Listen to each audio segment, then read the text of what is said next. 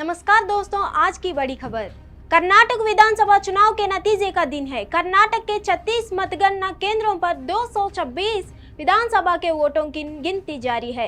अभी तक के रुआनों में कांग्रेस सत्ताधारी भारतीय जनता पार्टी को करारी मौत देकर पूर्ण बहुमत के साथ सत्ता में आती नजर आ रही है। अभी तक के रुआनों में बीजेपी 80 सीटों के नीचे सिमटती हुई दिख रही है।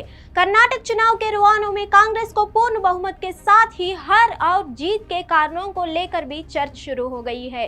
कर्नाटक में बीजेपी की करारी हार के पीछे मजबूत चेहरे का ना होना और सियासी समीकरण साधने में नाकामी जैसे बड़ी वजह सही है। बीजेपी की हार के 6 कारण।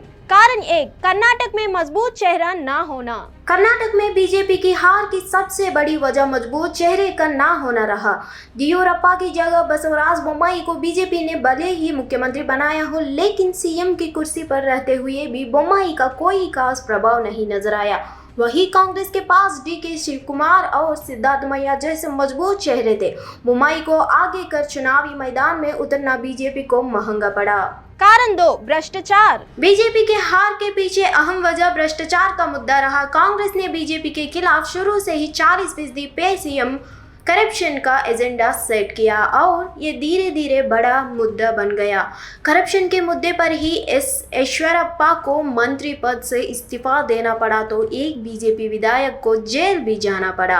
स्टेट कॉन्ट्रैक्टर एसोसिएशन ने पीएम तक से शिकायत डाली थी। बीजेपी के लिए यह मुद्दा चुनाव में भी गले की फंस बना रहा और पार्टी इसकी काट नहीं खोज सकी। कारण 3, सियासी समीकरण नहीं साध सकी बीजेपी। चलिए देखते।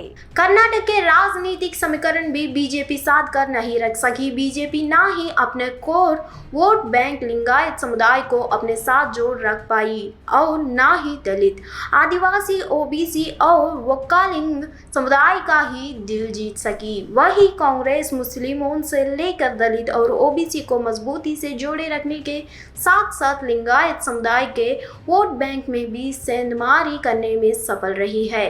कारण 4, ध्रुवीकरण का दांव नहीं आया काम। चले देखते। कर्नाटक में 1 साल से बीजेपी के नेता हलाला हिजाज से लेकर अजान तक के मुद्दे उठाते रहे। इन चुनाव के समय बजरंगबली की भी एंट्री हो गई, लेकिन धार्मिक ध्रुवीकरण की ये कोशिश बीजेपी के काम नहीं आई।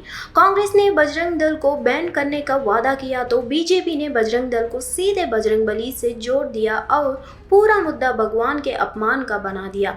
बीजेपी ने जमकर हिंदुत्व कार्ड खेला, लेकिन यह दांव भी काम नहीं आ सका। येदियुरप्पा जैसे दिग्गज नेताओं को साइडलाइन करना महंगा पड़ा। कर्नाटक में बीजेपी को खड़ा करने में अहम भूमिका निभाने वाले पूर्व मुख्यमंत्री बीएस येदियुरप्पा इस बार के चुनाव में साइडलाइन रहे।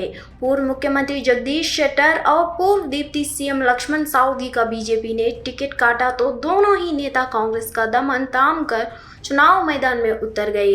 येदियुरप्पा, शेट्टर, सावदी तीनों ही लिंगायत समुदाय के बड़े नेता माने जाते हैं, जिन्हें नजरअंदाज करना बीजेपी को महंगा पड़ गया।